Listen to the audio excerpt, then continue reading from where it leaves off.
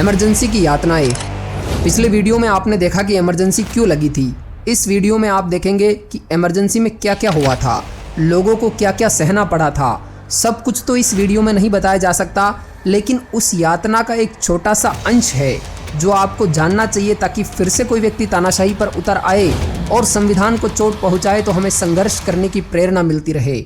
हमारे पूर्वजों ने जो संविधान बचाने के लिए कष्ट सहे, वे हमें याद रखने चाहिए। इमरजेंसी लगने के कुछ समय बाद ही टॉर्चर की दर्जनों घटनाएं सामने आने लगी। विभिन्न प्रकार की यातनाएं दी जाती थी।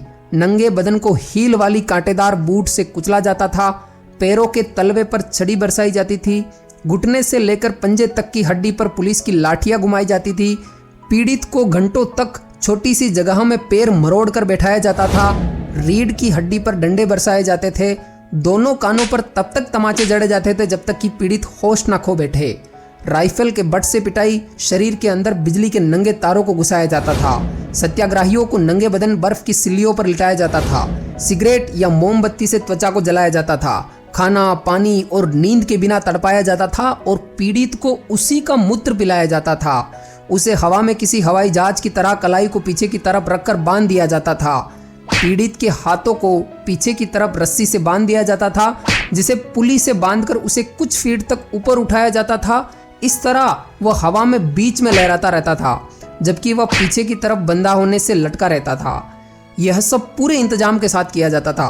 किसी बंदी को चारों ओर से 10 से 12 पुलिस के जवान घेर लेते थे और किसी न किसी तरीके का टॉर्चर करते थे।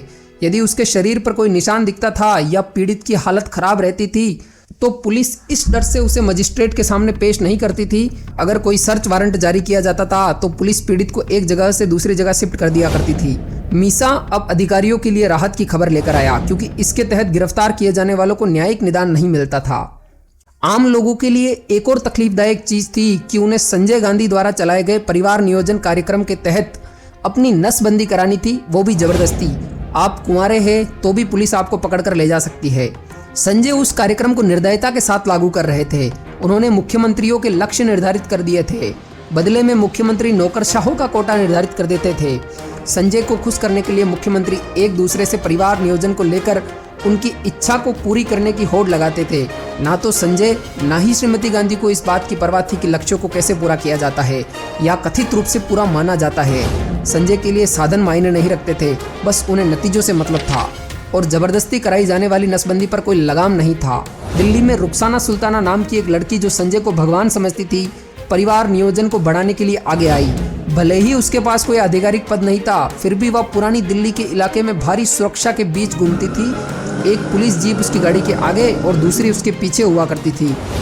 आगे चलकर उसने एक इंटरव्यू में कहा कि उसे गर्व था कि परिवार नियोजन और संजय के साथ काम करने का अवसर मिला। उन्हें खुश करने के लिए उत्तर प्रदेश ने सरकार द्वारा जनसंख्या नियंत्रण नीति के तहत नसबंदी के तय लक्ष्य को 4 लाख से बढ़ाकर 15 लाख कर दिया। सभी सरकारी विभागों के लिए एक विशेष कोटा निर्धारित कर दिए गए। हर जिले का भी अपना कोटा था। अगर व्यक्तिगत लक्ष्य पूरे नहीं होते थे तो शिक्षकों और स्वास्थ्य तथा चिकित्सा विभाग के कर्मचारियों का प्रमोशन तथा वेतन वृद्धि रोक दी जाती थी। इस अभियान ने जुलाई में जोर पकड़ा और महीने बाद पूरे रफ्तार में था, जिसका नतीजा यह हुआ कि जबरन नसबंदी का विरोध के चलते हिंसा की 240 घटनाएं सामने आई।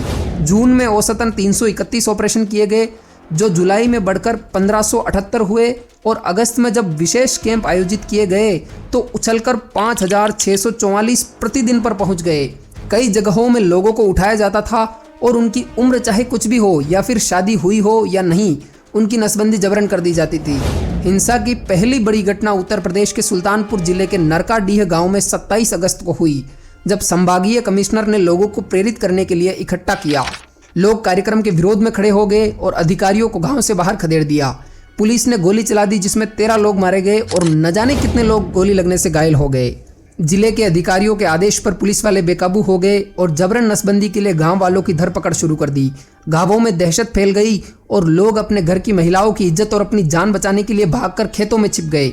यहाँ तक कि बीते जमाने में कुख्यात डाकुओं के समय भी उन्हें कभी घर छोड़कर नहीं भागना पड़ा था, लेकिन अब उन गाँव वालों के लिए खेतों में रहना आम बात हो गई थी, जो पुलिस के छापे के चलते घरों में रहने से डरते थे। नसबंदी की मुहिम जारी रही, जिसमें एक दिन में 6000 मामलों का रिकॉर्ड बन गया, जिसके चलते 18 अक्टूबर को मुजफ्फरनगर जिले में एक और हिंसक घटना हुई। मुजफ्फरनगर में जिला अधिकारी की ओर से परिवार नियोजन कैंप लगाया गया और लोगों पर दबाव डाला गया कि वे एक बड़ी रकम का योगदान करें। अगर वे इनकार करते थे तो उन्हें मीसा या DIR की धमकी दी जाती थी। मौके की ताक में घूम रही पुलिस पार्टियां लोगों को बस स्टैंड या रेलवे स्टेशन से उठाया करती थी और जबरन उनकी नसबंदी कर दी जाती थी। एक खास इलाके से विवाहित या अविवाहित लोगों को, बच्चेदार या बिना बच्चे वाले, युवा या बुजुर्ग, सबको 3 दिनों तक पूरी तैयारी के साथ उठाया गया और उनकी नसबंदी कर दी गई। असंतोष तब और बढ़ गया जब ऐसे ही 18 लोगों को परिवार नियोजन कैंप में ले जाया जा रहा था। उनकी रिहाई की मांग कर रही भीड़ ने पुलिस पर पत्थर बरसाना शुरू किया। पहले पुलिस ने आंसू गैस के गोले दागे और जब उससे भगदड़ मची तो गोली चला दी। 25 लोग मारे गए और 8 लापता, जिनका अब तक पता नहीं चल सका है। इस घटना को मिनी जलियांवाला बाग का नाम दिया गया। कर्फ्यू लगा दिया गया और एक दूसरे इलाके में 4 लोगों को आदेश का उल्लंघन करने पर गोली मार दी गई। परिवार नियोजन के अलावा दिल्ली के सौंदर्यीकरण को लेकर भी संजय के अंदर एक धुन थी। वे DDA के प्रमुख जगमोहन को हर दिन बताया करते थे कि क्या करना है और झुग्गियों को हटाने की प्रगति की समीक्षा भी करते थे। अवैध निर्माण के खिलाफ अभूतपूर्व तोड़फोड़ के बाद कई इलाकों में लंबे समय से रह रहे लोगों का पलायन शुरू हो गया। ऐसा ही एक इलाका था जिसे मुस्लिम आबादी के नाम से जाना जाता था। तुर्कमान गेट के निवासी, जिनमें गैर मुसलमान भी शामिल थे, 13 अप्रैल को बैसाखी के दिन अपनी बस्ती के बाहर बुलडोजर को इकट्ठा हुए देख रहे थे। उन लोगों के बीच मौजूद पंजाबी बैसाखी को पूरे धूमधाम से मनाया करते थे, जबकि उस दिन उन्हें अनहोनी की चिंता सता रही थी। 16 अप्रैल को वहां के निवासी HKL भगत से मिले, जिन्होंने उन्हें भरोसा दिया कि कोई भी घर नहीं तोड़ा जाएगा। उन्होंने पूछा भी कि जब पीढ़ियों से लोग वहां पर रह रहे हैं तो उन्हें कैसे गिराया जा सकता है। उस दिन बुलडोजर लौट गए। अचानक 19 अप्रैल को बुलडोजर तुर्कमान गेट की ओर बढ़ने लगे।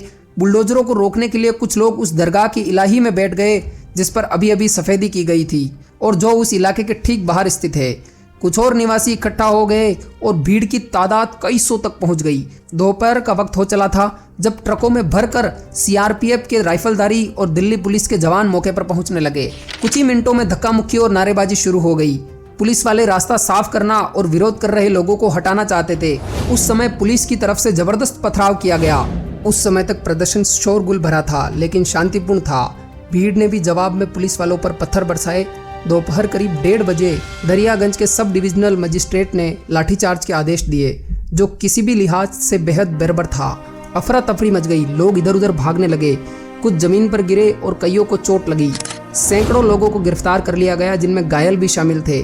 फिर उसके बाद पुलिस के साथ लोगों का बराबर का झगड़ा शुरू हो गया। महिलाएं भी आगे आ गई और रसोई के सामानों से लैस होकर उन्होंने अपने आदमियों को पुलिस के चंगुल से छुड़ा दिया। इस विरोध प्रदर्शन ने पुलिस को भड़का दिया, जिसने पहले आंसू गैस के गोले छोड़े और फिर दोपहर में अगली 3 घंटे तक जहां तहां फायरिंग की। जब हालात बेकाबू हो गए तो कर्फ्यू लगा दिया गया और तभी करीब 14 बुलडोजर अंदर दाखिल हो गए। लगभग 1000 घरों को गिरा दिया गया और 150 लोग मारे गए और 700 को गिरफ्तार कर लिया गया। लेकिन यह कार्रवाई समाप्त नहीं हुई। कर्फ्यू अगले 45 दिनों तक जारी रहा। इस दौरान एक एक कर घरों में लूटपाट की गई, नई दुल्हनों के गहने छीन लिए गए, यहाँ तक कि बुजुर्गों और अपंगों को भी जानवरों की तरह पीटा गया और उनके पास जो कुछ भी था सब छीन लिया गया। लोगों को महज इस शक के आधार पर उठाया गया कि उन्होंने पुलिस का विरोध किया था।